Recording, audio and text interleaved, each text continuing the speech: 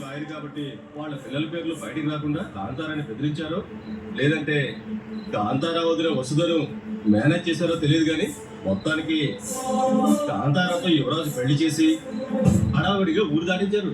అంటే ఆ రోజు రాత్రి కాంతార నేను దుబాయ్ వెళ్తుంటే తను నన్ను సాగనంపడానికి నా దగ్గరికి బయలుదేరింది. అదే రోజు రాత్రి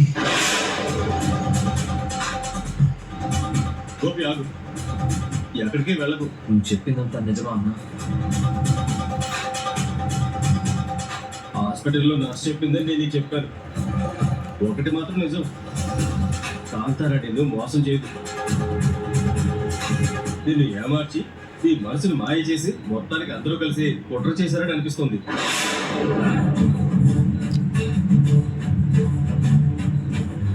వదిలిపెట్టను, ఎవరిని వదిలిపెట్టనన్నా.